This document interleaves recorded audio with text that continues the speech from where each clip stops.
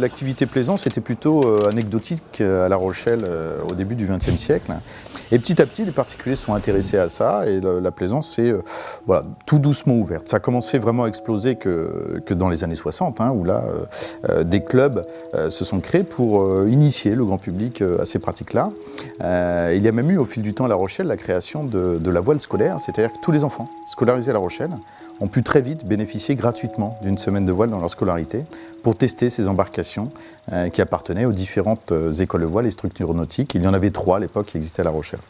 Cette pratique s'est ensuite développée et il y avait une bande de fous furieux à l'époque qui sont imaginés un port de 3000, 4000 places. Il y a eu plusieurs dessins, alors qu'il existait 50, 60 voiliers de plaisance et à peine plus de bateaux à moteur à l'époque. Et l'objectif était de réunir l'ensemble de ces pratiques un peu décentrées sur la ville, dans un quartier qui n'existait pas encore, qui était naissant, qui était le quartier qu'on connaît aujourd'hui du port des Minimes. Et puis, les digues ont commencé à être construites dans les années 70, tout début de 1970, pour se terminer fin 71. Et début 1972, les premiers pontons ont été mis en place.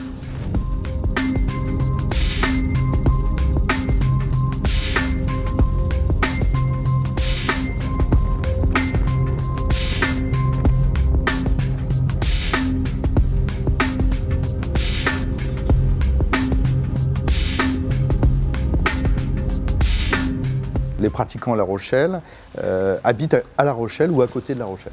Donc la pratique du bateau, c'est pas seulement 15 jours en juillet ou 15 jours en août, c'est aussi toute l'année. Le soir après le travail, il fait beau, on va faire un petit tour avec son bateau, on va passer un petit peu de temps à bord avec des amis. Donc il y a une pratique très forte du fait aussi de ce profil, de cette proximité des plaisanciers. Et puis on a un plan d'eau qui aussi aide à ces pratiques-là. C'est-à-dire qu'on a un plan d'eau qui est plutôt abrité et qui est attirant parce que à partir de La Rochelle, on a énormément de destinations, vers le sud ou vers le nord. Il y a beaucoup de choses à aller voir, il y a beaucoup de zones de mouillage, il y a beaucoup de ports à proximité.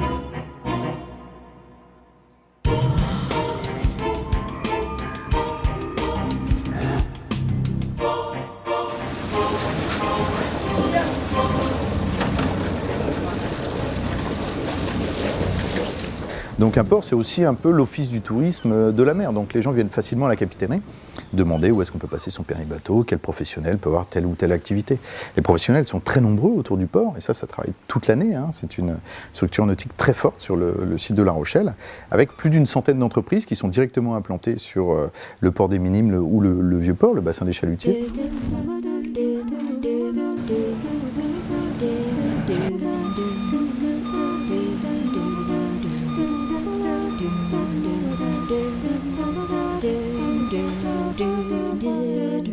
Il a fallu 20 ans pour remplir le port. C'est en 1992 que la dernière place, entre guillemets, a été vendue. Et là, il a fallu trouver des solutions pour continuer à accueillir, malgré le fait que le port ait été rempli. D'où cette création de l'agrandissement du port, réalisé par la ville de La Rochelle, qui mène actuellement les travaux. 250 nouvelles places seront créées pour l'été 2013. Et puis l'autre partie de l'agrandissement, la partie plus grande, où là, ce sont 950 nouvelles places qui seront mises à disposition pour l'été 2014.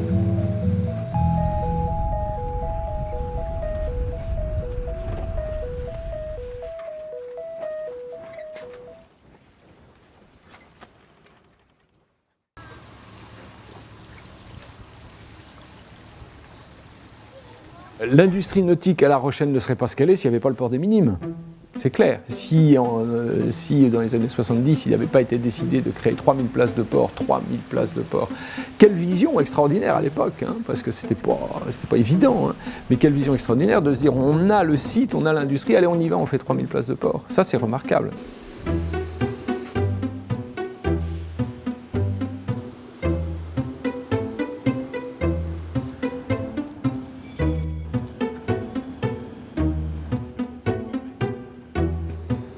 Depuis au moins 40 ans et peut-être plus, il y a toujours eu des industries qui se sont intéressées au nautisme. Alors, on pense tout de suite aux premiers constructeurs de bateaux qui sont arrivés dans les années 60, qui ont créé, je dirais, cette espèce de creuset de l'industrie nautique.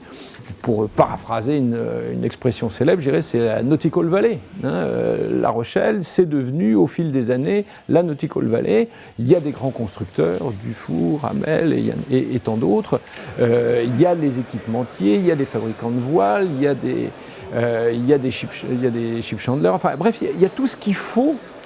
Et même au sens très large, donc on trouve très facilement à proximité à la fois des gens capables de fabriquer, mais aussi des vrais interlocuteurs avec lesquels on a une vraie réflexion, une vraie discussion et qui s'impliquent dans notre projet.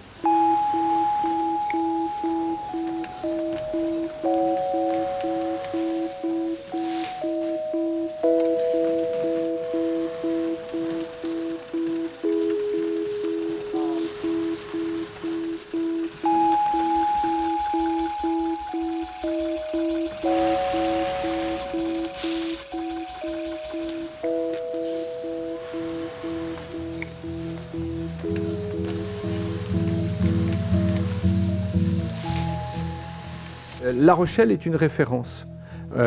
Si on cherche un mât un peu particulier, si on cherche une pièce en composite un peu particulier, si on cherche un profil de safran un peu sophistiqué, etc., à 90% ou à 99%, on sait qu'il y a quelque part la réponse à La Rochelle.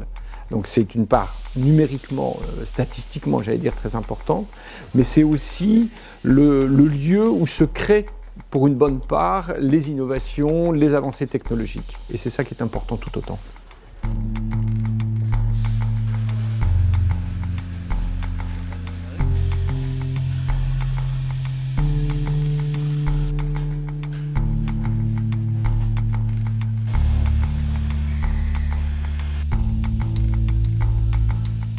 L'industrie nautique à La Rochelle, elle s'est développée, je dirais, en synergie avec d'autres choses. La première des choses, ça a été les manifestations sportives.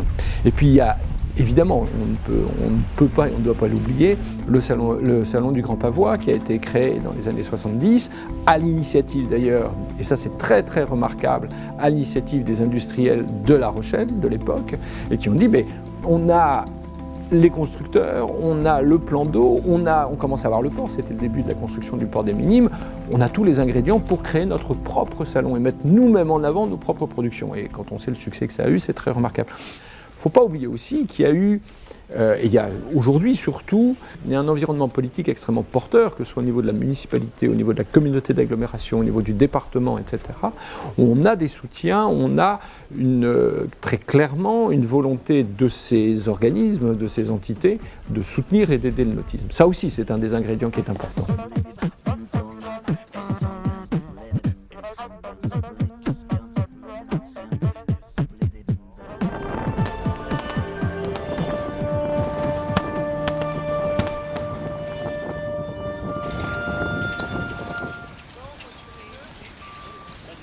Globalement, il y a une vraie filière rochelaise, effectivement, en matière d'accès à la voile. On a une vingtaine d'associations qui pratiquent dans le champ du nautisme. Ça va de la voile complètement sportive, pure et dure, hein, c'est les écoles de sport, par exemple, de la SPTT ou de la SRR, à une pratique beaucoup plus loisir, à l'exemple du cercle nautique de La Rochelle, où ce sont des gens qui souhaitent naviguer entre eux, ou du Speed Club ou d'autres clubs.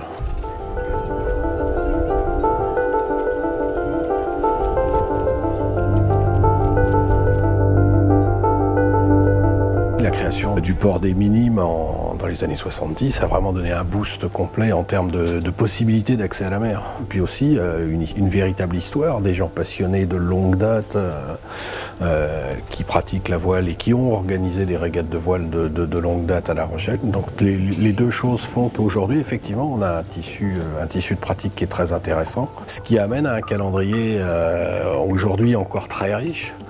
à la fois avec des épreuves très traditionnelles comme la Semaine de La Rochelle, le Tour de Ré, un certain nombre de rendez-vous comme ça phares de la saison sportive nautique, et puis de très belles épreuves de championnat du monde, laser, la FIN Gold Club dans le temps. On a aujourd'hui tout ce panel de voiles sportifs olympiques, ça c'est la première partie. Ensuite on a un panel de voiles offshore, on a accueilli le Figaro à plusieurs reprises, on a accueilli le Tour Voile, on a globalement un peu plus d'une centaine d'épreuves qui se déroulent à La Rochelle chaque année.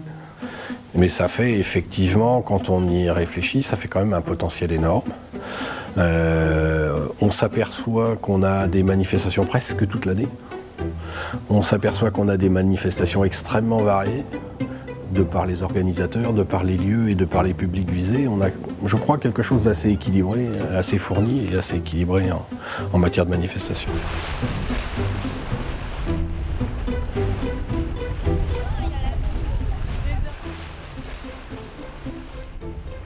Les organisateurs apprécient de venir à La Rochelle, outre les deux raisons qui sont aussi valables pour les gens qui viennent de l'extérieur, les lieux et les gens, mais il y a aussi un plan d'eau qui est extrêmement facile à naviguer, qui a assez peu de houle, mais qui est régulièrement assez venté, en particulier l'après-midi sur des brises thermiques ou des choses comme ça. Vous êtes quasiment assuré d'avoir du vent à La Rochelle en période estivale, quoi. Donc ça permet aux organisateurs d'avoir la certitude d'avoir un lieu qui va leur permettre de faire en sorte que les épreuves se déroulent de la meilleure façon, dans lesquelles ils vont pouvoir être accueillis. La capacité portuaire est aussi excellente et en cela, le partenariat avec le port est quelque chose d'essentiel aussi.